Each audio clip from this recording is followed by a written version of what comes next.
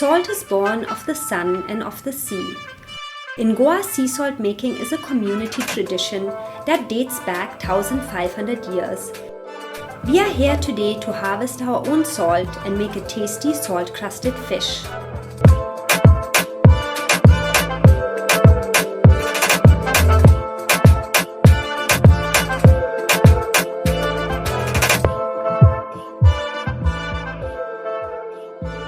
Hello, I'm Yellow and welcome to my show HelloYellow. In 1849, Goa exported almost 19 million kilograms of salt. In olden days, farmers used to go door to door in bullock carts filled with salt during these final days of May.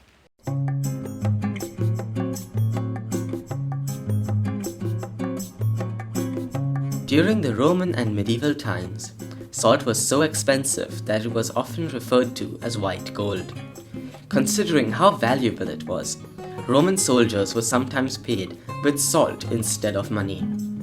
Their monthly allowance was called salarium, sal being the Latin word for salt. This was the root for the French word salary, which eventually turned into the English word salary. And it was because the Romans put salt or brine on their vegetables that the word salad developed.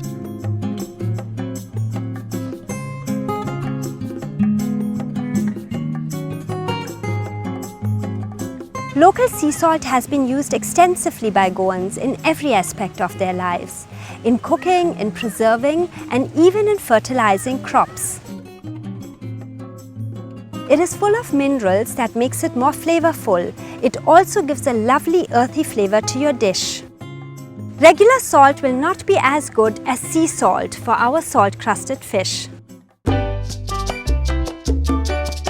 Today we have Salvador Fernandez with us, who owns a salt pen here in Goa, and he's going to tell us all about how they harvest the salt. Salt करतात न्हू, salt करपाक खूब काम आहा, तेजें काम आहा, 2 म्हयने सुमार काम करचें पडटा. उपरांत तेका फोंये घालता, प्लेन करता सारकें. प्लेन करून मागीर ते मिठाक काडटा. ओली 4 म्हयने मीठ काडटा. 4 महिने मीठ? हय, 4 म्हयने मीठ करता, मागीर पावसा सिजनाक उदक घेता, नुस्तें मारता. 4 म्हयने काम चालू उरता. 6 म्हयने आमी बेकार.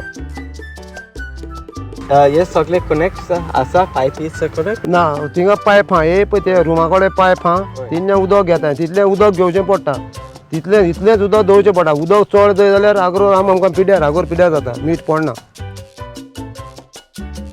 Naturally blessed with multiple rivers that flow in from the east and wind along vast hinterlands, picturesque fields and villages before ultimately merging into the Arabian Sea. Goa has one of the richest riverine systems in the country. This riverine system, along with the tropical climatic conditions and the easy access to seawater, is what makes Goa one of the most naturally conducive states for production of sea salt in its most natural form. The salt pens in Goa experience 3 phases: the dormant phase during the monsoon from June to September, the initial phase from December to January, and the salt harvesting phase from February to June. कितले वर्ष जाला? आतां 100 वर्सां मायज जातलीं, कित्याक म्हाका जाता जालीं 57 years. 57 हांव मीठ काडटा. 9 वर्सां आसतना हांव मीठ काडटालो. कित्याक तें काम तेजेरूय आमचें बिजनेस, तेजेरूय आमी पोट भरताय. आमकां दुसरें बिजनेस कसलें काम कांय ना.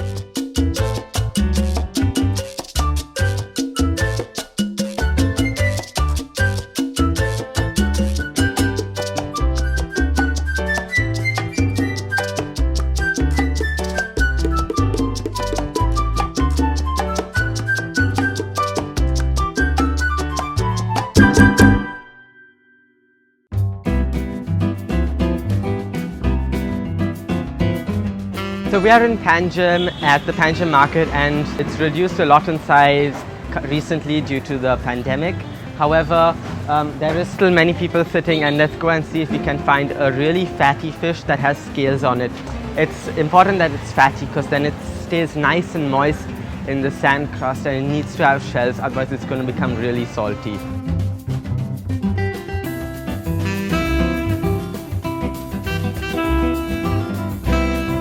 So we have got sonak, Yeah, it's really fresh over here. As you can see, you want a fish which has scales on it. If it does not have scales, then the salt is going to go through the skin and the fish is going to become really, really salty. So you want one with scales, and when you buy it, ask them to not remove the scales, otherwise, as I said, the salt will go in. You can just get the inside cleaned and that's it. So it's really easy to make.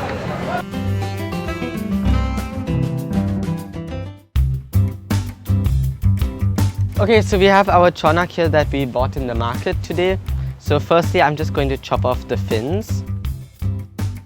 So a scissor is a really easy way to chop off all the fins. Okay, so now our fish is definned. So now we'll open up the stomach.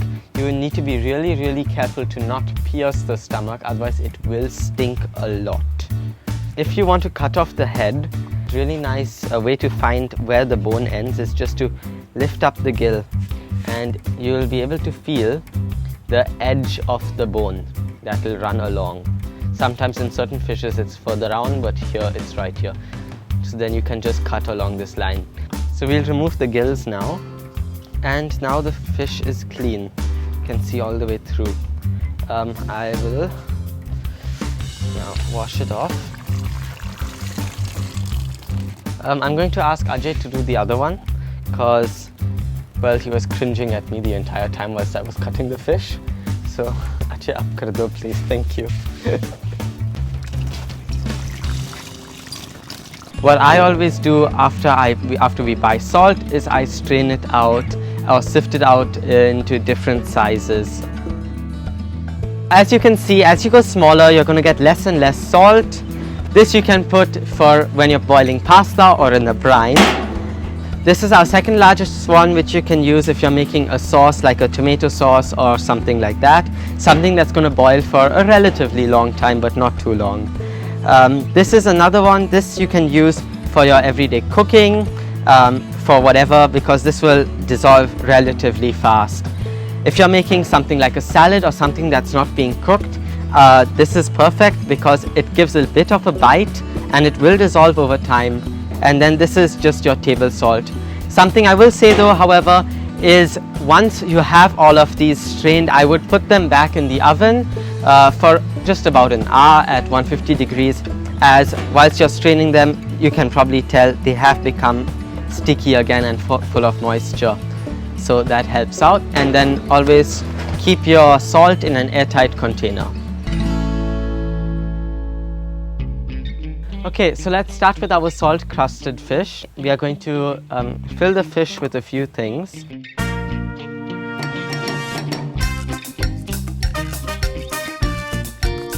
Okay, and some green chili.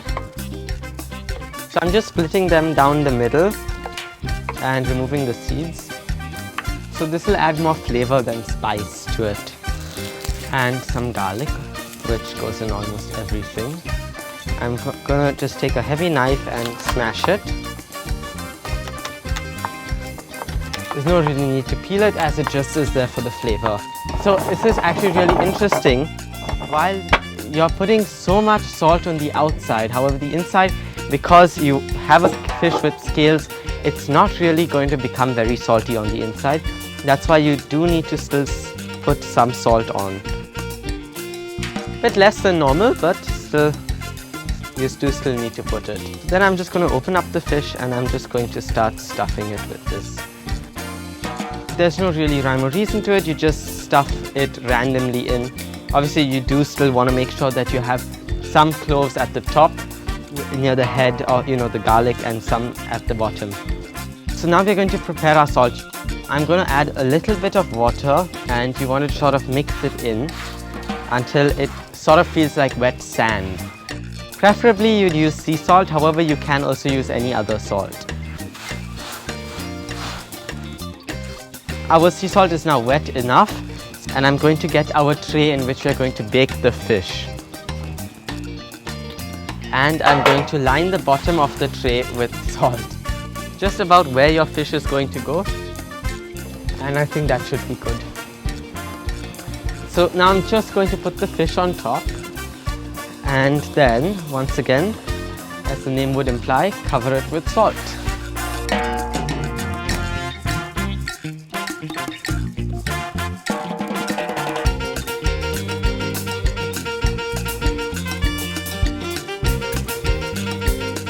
Ajay here has started the fire whilst I have wrapped our fish in silver foil or aluminium foil. If you are making this at home in a conventional oven, you do not need to do this, and for all the temperatures and timings you can find it at helloyellow.yellowmera.com, which will be linked in the description. The reason why we've wrapped it in aluminium foil is because now we are going to put some of the wood on top of it so that it heats from the top. What you want to achieve with the salt crusted thing is the salt has to be fully hard on the outside.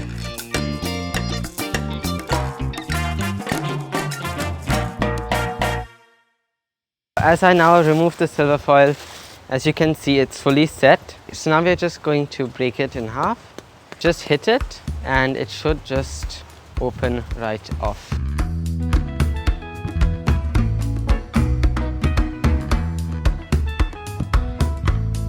Yeah, it's ready. It's perfect.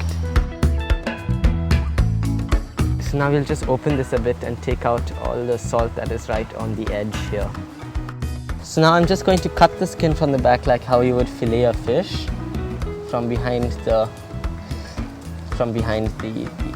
spine. Pull back the skin. So you can just see how juicy, fatty and tender it is under there. And that is the salt crusted skin. Really hard, crackly.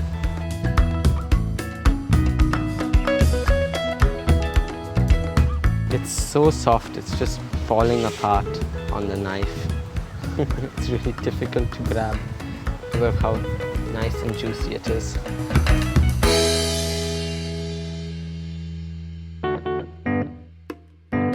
The fish that Kai makes is going to just bake in salt. So we need some flavor to it.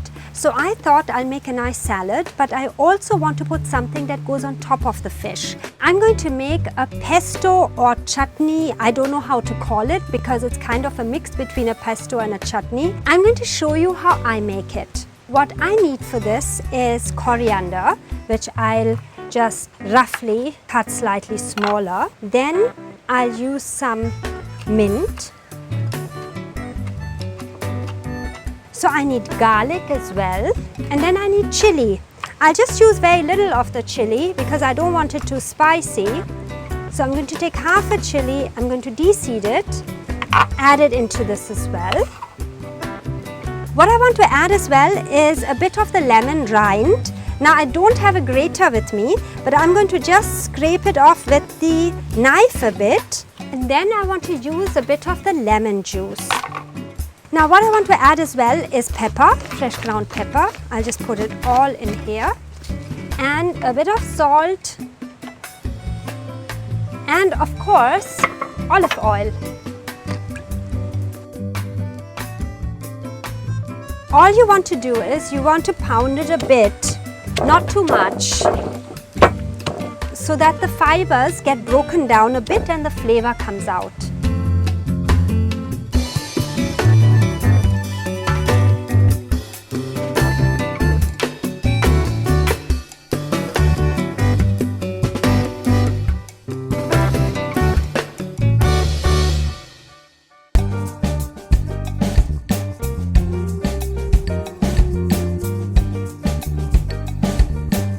The fish is looking amazing. Kai has cooked it to perfection.